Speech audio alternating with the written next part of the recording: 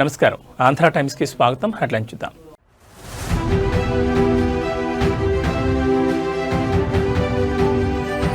Davos సదస్సులో CM Revanth Reddy బృందం పర్యటన. రాష్ట్రానికి 19,500 కోట్ల పెట్టుబడులు.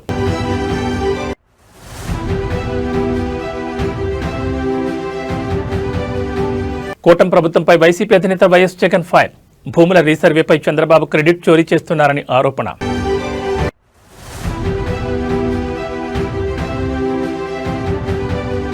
ఏపీ లిక్కర్ కేసులు ఈడీ విచారణకు హాజరైన విజయసాయిరెడ్డి. రాజకీయ వర్గాల్లో ఉత్కంఠ.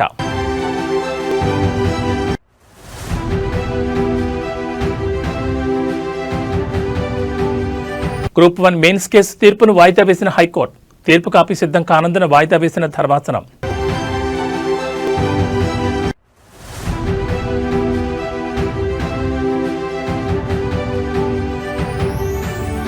సరెండా అటవీ ప్రాంతంలో భీకర ఎన్కౌంటర్. 10 మంది మావోయిస్టులు దుర్మరణం. ఇక డీటెయిల్స్ చూస్తే స్విట్జర్లాండ్లోని దావోస్లో జరుగుతున్న వరల్డ్ ఎకనామిక్ ఫోరం 2026 సదస్సులో పెట్టుబడుల లక్ష్యంగా సీఎం రేవంత్ రెడ్డి బృందం పర్యటన కొనసాగుతోంది. బుధవారం సీఎం రేవంత్ మంత్రుల బృందం అంతర్జాతీయ కంపెనీలతో చర్చలు జరిపి సుమారు 19,500 కోట్ల పెట్టుబడులకు ఒప్పందాలు చేసుకున్నాయి.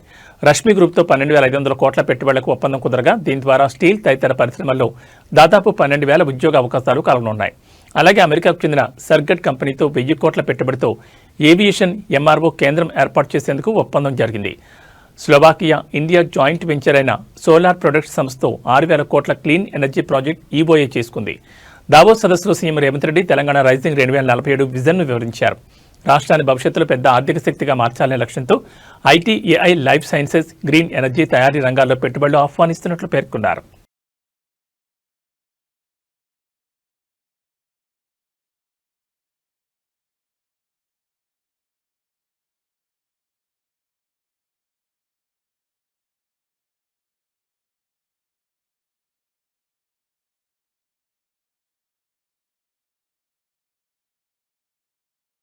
వైసీపీ అధినేత ఏపీ మాజీ ముఖ్యమంత్రి వైఎస్ జగన్మోహన్ రెడ్డి తాజాగా నిర్వహించిన ప్రెస్ మీట్లో ప్రజా సమస్యలు, తాజా రాజకీయ పరిణామాలపై వ్యాఖ్యానించారు. ముఖ్యంగా భూముల రీసర్వే అంశంలో సీఎం చంద్రబాబు నాయుడు క్రెడిట్ చోరీకి పాల్పడుతున్నారని ఆయన ఆరోపించారు. ఈ భూమండలంపై ఇంత దారుణమైన క్రెడిట్ చోరీ చేయగలవారు ఎవరూ ఉండరంటూ జగన్ తీవ్రస్థాయిలో విమర్శలు గుప్పించారు. భూముల రీసర్వే చేయాలన్న కనీస ఆలోచన చంద్రబాబుకి ఎప్పుడైనా వచ్చిందా అని జగన్ ప్రశ్నించారు. రైతుల సమస్యలు తీర్చాలన్న చిత్తశుద్ధి బాబుకు లేదని వ్యాఖ్యానించారు. రైతులు ఎదుర్కొంటున్న భూ వివాదాలకు ఏకైక పరిష్కారం సమగ్ర భూ రీసర్వేనని స్పష్టం చేశారు.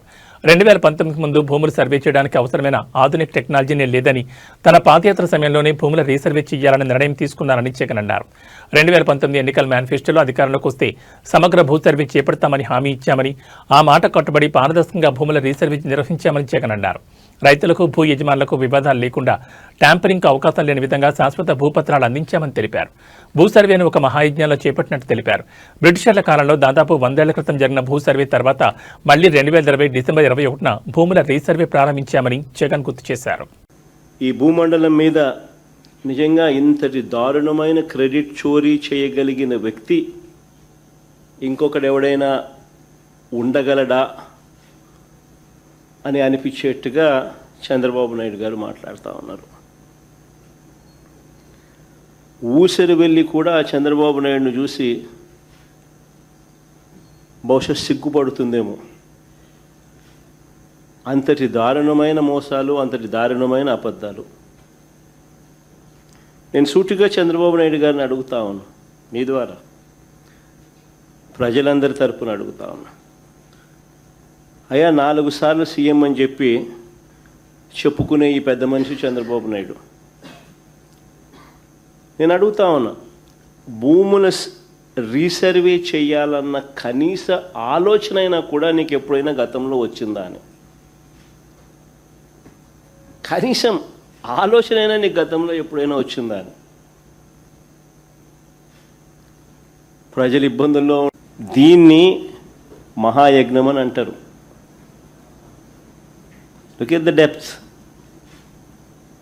చేయాలనుకున్నది ఏ స్థాయిలోకి వెళ్ళి చేశాము అన్నదానికి this is the depth. Chandrababu Naidu garu 8 పదులు వయసున్నా కూడా, 80 ఏళ్ళ వయసు, 8 పదులు వయసున్నా కూడా నువ్వు ఎప్పుడైనా ఇలాంటివి విన్నావా, చూసావా, చేసావా అని అడుగుతా ఉన్నా చంద్రబాబును. 20 డిసెంబర్ 21వ తారీఖున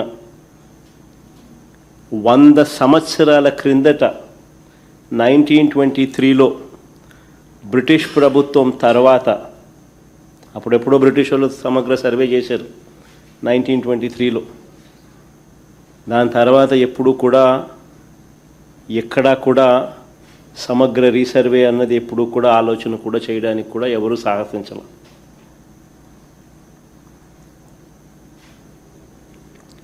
చెప్పిన మేరకు 2020 డిసెంబర్ 21వ తారీఖున 100 ఏళ్ల తర్వాత 1923లో బ్రిటిష్ ప్రభుత్వం తర్వాత సమగ్ర భూ సర్వే రికార్డ్స్ అన్నీ అప్డేట్ చేయడం, సిస్టమ్స్లోకి రిఫార్మ్స్ తీసుకొని రావడం మొదలుపెట్టి ఒక గొప్ప అడుగుబడింది ఆ రోజు. నిజంగా ఇది ఒక రాష్ట్ర ప్రభుత్వంగా ఒక సువర్ణాక్షరాలతో లిఖించదగ్గ ఒక గొప్ప అధ్యాయం ఇది. రీసర్వేతో, సమగ్ర రీసర్వేతో కూడిన ఈ సంస్కరణలు మేము చేసినది నిజంగా ఒక మహాయజ్ఞం లాంటిది. చెప్తా ఎందుకు అంత యజ్ఞం అనే పదం ఎందుకు వాడుతూ ఉన్నాను అని అంటే, ఒకసారి ఆ లోతు లేకపోతే మీతో పాటి ప్రజలందరికీ కూడా అర్థమవుతుంది అసలు ఎంత లోతుగా పోయాము అని. ఏపీ లిక్కర్ స్కామ్ కేసుకు సంబంధించిన కేసులో మాజీ ఎంపీ విజయసాయిరెడ్డి హైదరాబాద్లో ఎన్ఫోర్స్మెంట్ డైరెక్టరేట్ ఈడీ ఎదుట హాజరయ్యారు. 3 అధికారులతో కూడిన ఈడీ బృందం 3,500 కోట్ల లిక్కర్ కుంభకోణంలో జరిగిన అవకతవకలపై మాజీ ఎంపీని ప్రశ్నిస్తున్నట్టు తెలుస్తోంది.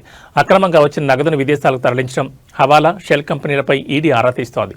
డిజిటల్ పేమెంట్స్ కాకుండా నగదు రూపంగా ఎందుకు వసూలు చేశారని ఈడీ ప్రశ్నించినట్లు సమాచారం. మద్యం పాలసీ రూపకల్పనపై 3 సార్లు తన సమక్షంలోనే సిట్టింగ్లు జరిగాయని, కానీ ఈ పాలసీతో తనకు సంబంధం లేదని విజయసాయిరెడ్డి వాంగ్మూలం ఇచ్చినట్టు తెలుస్తోంది. విధాన నిర్ణయాల నుంచి రహస్య ఆర్థిక లావాదేవీలపై ఈడీ ఆయనపై ప్రశ్నల వర్షం కురిపిస్తున్నట్టు సమాచారం.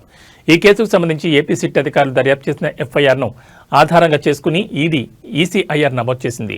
ఈ స్కామ్లో భారీగా ఆర్థిక లావాదేవీలు జరిగాయని, షెల్ కంపెనీలకు అక్రమంగా నగదు తరలించారని, హైదరాబాద్ కేంద్రంగా మద్యం రూపకల్పన, భారీ స్థాయిలో అవినీతి జరిగిందని సిట్ గుర్తించింది. అయితే ఇందులో మనీ లాండరింగ్ కోణం ఉందని ఈడీ భావించింది. అందులో భాగంగానే విజయసాయిరెడ్డికి నోటీసులు పంపిన ఈడీ వ్యక్తిగతంగా నేడు విచారణకు రావాల్సిందిగా పేర్కొంది. ఏపీ లిక్కర్ స్కామ్ దేశంలోనే అతిపెద్ద కుంభకోణంగా పలువురు భావిస్తుండగా దాదాపు 3,500 కోట్ల వరకు స్కామ్ జరిగినట్లు ఏపీ సిట్ ఆధారాలతో సహా బయటపెట్టిన విషయం తెలిసిందే. ఇందులో ముడుపులు, మద్యం పాలసీ రూపకల్పనలో అవకతవకలు, అవినీతి జరిగిందని సిట్ గుర్తించింది. ముడుపుల ద్వారా వచ్చిన నగదును షెల్ కంపెనీలకు అక్రమంగా బదిలీ చేశారని, విదేశీ అకౌంట్లకు జమ అయిందనే అభియోగాలు, ఆరోపణల నేపథ్యంలో దీనిపై ఈడీ అధికారులు పూర్తి స్థాయిలో విజయసాయి నుంచి స్టేట్మెంట్ను రికార్డ్ చేయనున్నారు.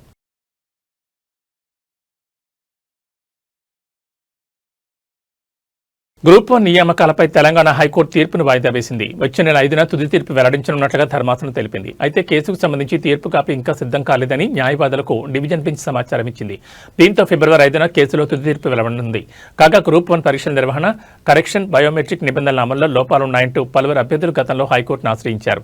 దీనిపై విచారణ జరిపిన సింగిల్ బెంచ్ గ్రూప్ 1 ఫలితాలను రద్దు చేస్తూ సంచలన తీర్పునిచ్చింది.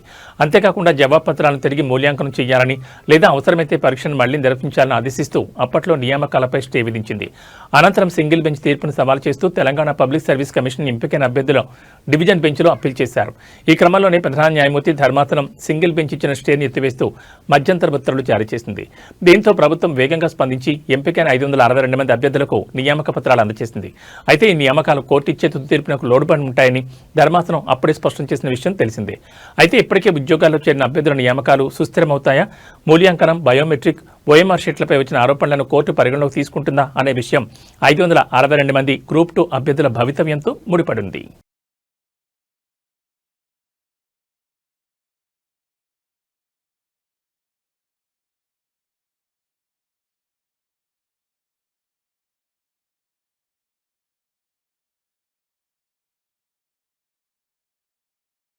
సింగరేణి కాంగ్రెస్ కంపెనీ లిమిటెడ్లో కోల్ మైన్స్ టెండర్ల విషయంలో గత కొద్ది రోజులుగా తీవ్ర విమర్శలు వస్తున్నాయి. అలాగే నైని బొగ్గు గని తవ్వకాల టెండర్లలో అవకతవకలు జరిగాయంటూ అవినీతి ఆరోపణలు వచ్చాయి.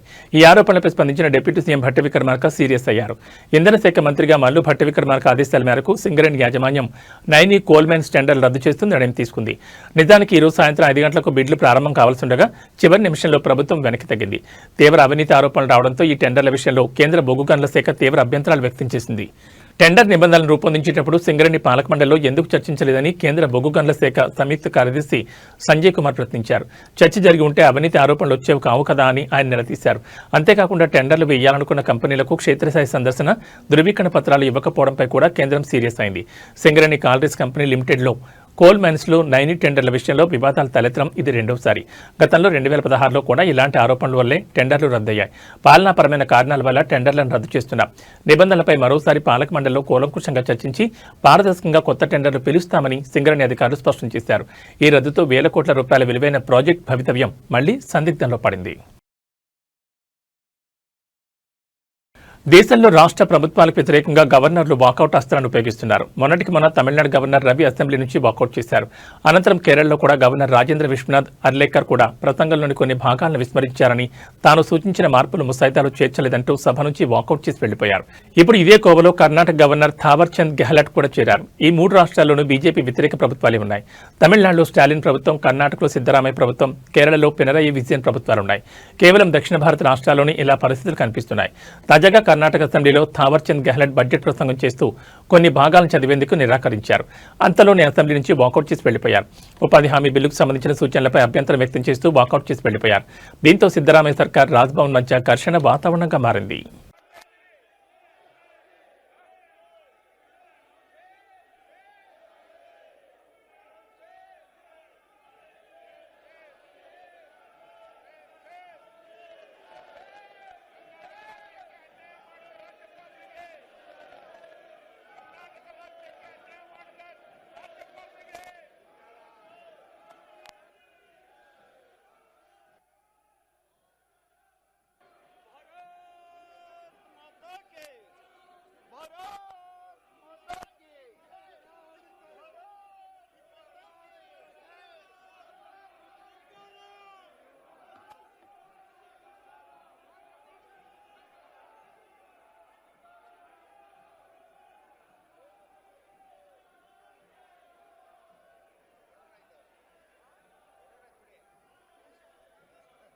సినీ నటి కరాటే కళ్యాణిపై దాడి ఘటనలో యూట్యూబర్, సోషల్ మీడియా ఇన్ఫ్లుయెన్స్ సిద్ధమౌని నరేందర్ను హైదరాబాద్లోని పంజగుట్ట పోలీసులు అరెస్ట్ చేశారు. లక్కీ డ్రా పేరుతో మోసాలకు పాల్పడుతున్న అతన్ని రెడ్ హ్యాండెడ్గా పట్టుకునే క్రమంలో ఈ దాడి జరిగింది. అనంతరం నిందితుని కోర్టులో హాజరుపరచగా న్యాయస్థానం రిమాండ్ విధించింది. టీటీడీ పేరుతో నరేందర్ లక్కీ డ్రా నిర్వహిస్తూ మోసాలకు పాల్పడుతున్నాడని కరాటే కళ్యాణి గతంలోనే పంజగుట్ట పోలీసులకు ఫిర్యాదు చేశారు. 399కే ఫార్చునర్ కారు, ఐఫోన్ వంటి బహుమతులు ఇస్తామని నమ్మిస్తూ అమాయకుల నుంచి డబ్బులు వసూలు చేస్తున్నారని ఆమె ఆరోపించారు. ఈ నేపథ్యంలో ఆదిబట్ల సమీపంలోని బండర్లా వద్ద నరేందర్ లక్కీ డ్రా ప్రచారం చేస్తుండగా కరాటే కళ్యాణి పోలీసులతో కలిసి అక్కడికి వెళ్లారు. అతను రెడ్ హ్యాండెడ్గా పట్టుకునే సమయంలో నరేందర్, అతని అనుచరులు సుమారు 10 మంది తనపై దాడికి యత్నించారని, చున్నీ లాగి అసభ్యంగా ప్రవర్తించారని కళ్యాణి పోలీసులకు ఫిర్యాదు చేశారు. ఆమె ఫిర్యాదు మేరకు పోలీసులు నరేందర్పై భారతీయ న్యాయ సంహిత సెక్షన్ 74, 75, 79, 115(2), 132, 351(2), 352 కింద కేసు నమోదు చేశారు. విచారణలో నరేందర్పై గతంలో మీర్పేట్ పోలీస్ స్టేషన్ పరిధిలో చైన్ స్నాచింగ్ కేసు కూడా నమోదైనట్లు పోలీసులు గుర్తించారు. ప్రస్తుతం నిందితుని రిమాండ్ తరలించిన పోలీసులు మోసాలు, దాడి ఘటనలపై లోతుగా దర్యాప్తు చేస్తున్నారు.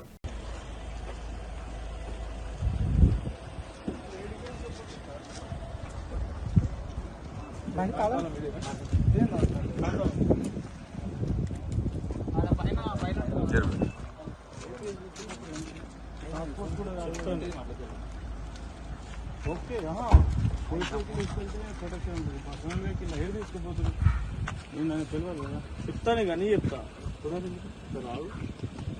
చెప్తా అంటాను.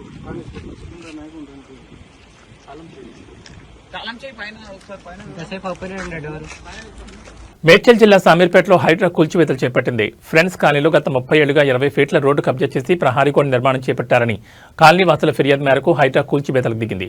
ప్రహారీ గోడ కూల్చివేసి రోడ్డు డైరెక్షన్ ఇవ్వడంతో కాలనీ వాసులు హర్షం వ్యక్తం చేస్తున్నారు.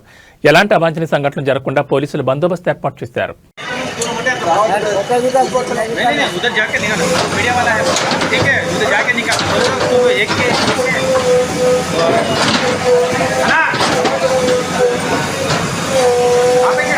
మేడారం జాతర నేపథ్యంలో తలెత్తిన వివాదంపై కమిటీ కుర్రాలు the great pre wedding show చిత్రాల ఫేమ్ నటి టీనా శ్రావ్య స్పందిస్తూ బహిరంగ క్షమాపణ చెప్పారు. ఇటీవల మేడారం సమ్మక్క సారలమ్మను దర్శించుకున్నామే తన పెంపుడుకు ఒక బరువుకు సమానంగా బెల్లాన్ని తూకం వేసి మొక్కు చెల్లించుకున్నారు. దీనికి సంబంధించిన వీడియోను సోషల్ మీడియాలో షేర్ చేయడంతో వివాదం చెలరేగింది. గిరిజన ఆచారాల ప్రకారం కుక్కను తక్కెట్లో పెట్టి మొక్కు చెల్లించడం దేవతలను అవమానించడమేనని, భక్తుల మనోభావాలు దెబ్బతీయడమేనని నెటిజన్లు తీవ్ర ఆగ్రహం వ్యక్తం చేయడంతో ఈ అంశం చర్చనీయాంశంగా మారింది. ఈ వివాదంపై వివరణిస్తూ టీనా శ్రావ్య ఒక వీడియో సందేశాన్ని విడుదల చేసింది. తన పెంపుడు కుక్కకు 12 ఏళ్ల వయసుందని, ఇటీవల దానికి పెద్ద ట్యూమర్ సర్జరీ జరిగి ప్రాణాపాయం నుంచి కోలుకోవాలని తాను అమ్మవార్లకు మొక్కుకున్నానని ఆమె తెలిపారు. ఆ భక్తితోనే తాను ఈ పని చేశానని, ఎవరిని కించపరచాలనే ఉద్దేశం తనకు లేదని వివరించారు. మేడారం సాంప్రదాయాల ప్రకారం ఇది తప్పని తనకు తర్వాతే తెలిసిందని, తన వల్ల ఎవరి మనోభావాలైనా దెబ్బతనుంటే మనస్ఫూర్తిగా క్షమించాలని ఆమె కోరారు. భవిష్యత్తులో ఇలాంటి పొరపాట్లు జరగనివ్వనని, మన సంప్రదాయాలను ఎప్పుడు గౌరవిస్తానని ఆమె హామీ ఇవ్వడంతో ఈ వివాదానికి తెరపడింది. అందరికీ నమస్కారం. నేను ఈ వీడియో క్లారిటీ ఇవ్వడానికి అండ్ క్షమాపణ తెలపడానికి చేస్తున్నాను. నేను పోస్ట్ చేసిన వీడియో వైరల్ అయ్యాక తెలిసింది అది కరెక్ట్ కాదు అని. యాక్చువల్లీ మా డాక్టర్ 12 years అండి, దానికి ట్యూమర్ సర్జరీ అయింది. అది రికవరీ అవ్వాలని నేను నా అమ్మని మొక్కుకున్నాను. సో అది రికవరీ అయింది, నడుస్తుంది. సో ఆ మొక్కు చెల్లించాలని మా డాగ్ని బంగారం తూకం వేయడం జరిగింది. సో అది నేను ప్రేమతో భక్తితో మాత్రమే చేశాను. నేను ఏం ఉద్దేశించి ఎవరిని కించపరచాలని చేయలేదు. మన మేడారం జాతర సాంప్రదాయం ప్రకారం, గిరిజనుల ఆచారాల ప్రకారం అది తప్పు అని నేను ఇప్పుడే తెలుసుకున్నాను. సో నేను చేసిన ఈ పొరపాటు వల్ల ఎవరైనా హర్ట్ అయి ఉంటే సారీ. అండ్ ఇలాంటి పొరపాట్లు మళ్ళీ జరగవు, అలాంటి తప్పు మళ్ళీ చేయను. నేను మన సాంప్రదాయాన్ని ఎప్పుడు గౌరవిస్తూనే ఉంటాను. ఈ విషయాన్ని ఇక్కడితో ముగించాలని మిమ్మల్ని అందరినీ సిన్సియర్గా కోరుతున్నాను. జార్ఖండ్ రాష్ట్రం పశ్చిమ సింగభూమ్ జిల్లాలోని సరండ అటవీ ప్రాంతంలో ఇవాళ తెల్లవారుజాము నుంచి భద్రతా బలగాలకు మావోయిస్టులకు మధ్య భీకర ఎదురుకాల్పులు కొనసాగుతున్నాయి. ఈ ఎన్కౌంటర్లో ఇప్పటి వరకు 10 మంది మావోయిస్టులు మరణించినట్లుగా ప్రాథమికంగా తెలుస్తోంది. మృతుల్లో మావోయిస్ట్ సెంట్రల్ కమిటీ మెంబర్ నాయకుడు మిస్సిర్ బెస్రాతో పాటు మరికొందరు కీలక సభ్యులు ఉన్నట్లుగా సమాచారం. పశ్చిమ సింగభూమ్ జిల్లాలోని కిరిబురు, చోటానాగర పోలీస్ స్టేషన్ల పరిధిలోని సరండ అటవీ ప్రాంతంలో మావోయిస్టులు సంచరిస్తున్నారని పక్కా సమాచారంతో భద్రతా బలగాలు సెర్చ్ ఆపరేషన్ చేపట్టాయి. జార్ఖండ్ పోలీసులు, సిఆర్పీఎఫ్, కోబ్రా 209 బెటాలియన్ దళాలు సంయుక్తంగా కోమింగ్ నిర్వహిస్తుండగా పొంచి ఉన్న మావోయిస్టులు ఒక్కసారిగా కాల్పులు జరిపారు. దీనికి దీటుగా భద్రతా బలగాలు ఎదురుదాడి చేయడంతో గంటల పాటు భీకర పోరు కొనసాగింది. ఈ కాల్పుల్లో ఇప్పటివరకు 10 మంది మావోయిస్టులు ప్రాణాలు కోల్పోయారు. ఘటనా స్థలం నుంచి భారీగా ఆయుధాలు, పేలుడు పదార్థాలు పోలీసులు స్వాధీనం చేసుకున్నారు. ప్రస్తుతం ఆ ప్రాంతంలో కాల్పులు సద్దుమణిగినప్పటికీ మరికొంతమంది మావోయిస్టులు అడవిలో నక్కి ఉండే అవకాశం ఉండడంతో భద్రతా బలగాలు కూంబింగ్ను మరింత ముమ్మరం చేస్తాయి. అదనపు దళాలను ఘటనా స్థలానికి తరలించి గాలింపు చర్యలు కొనసాగిస్తున్నారు.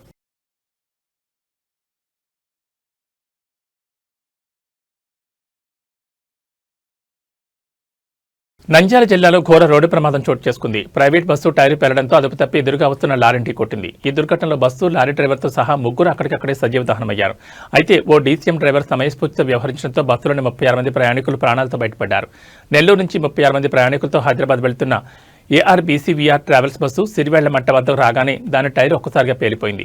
దీంతో అదుపు తప్పిన బస్సు డివైడర్ దాటి ఎదురుగా వస్తున్న కంటైనర్ లారీని బలంగా ఢీకొట్టింది. ఢీకొన్న వెంటనే బస్సులో మంటలు చెలరేగాయి.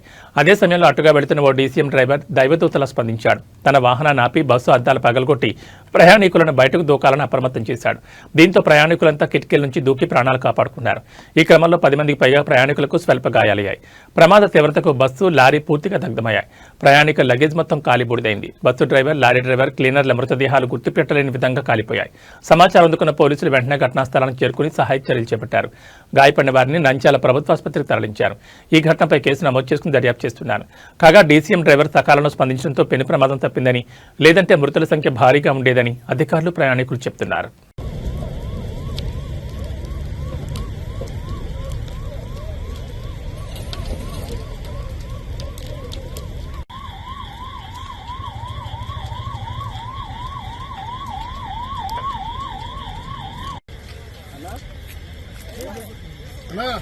లేపు కొట్టండి అన్న అన్న అంటే నిద్రపోలేదు కదా.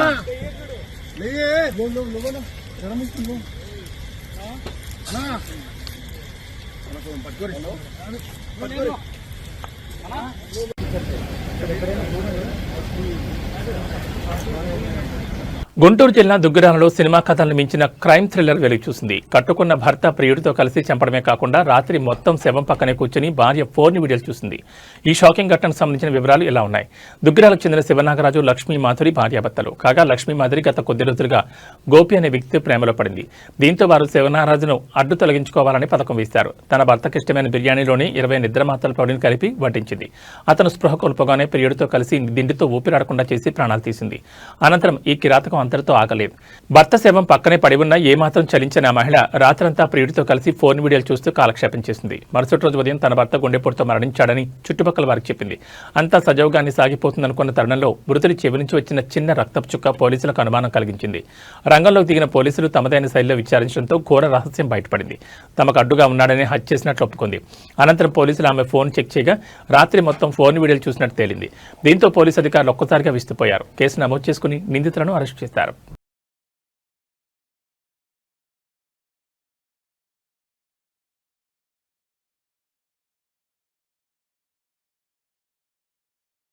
ఏబీ బులెటిన్ విశేషాలు మరో బులెటిన్లో మళ్ళీ కలుసుకుందాం. నమస్కారం.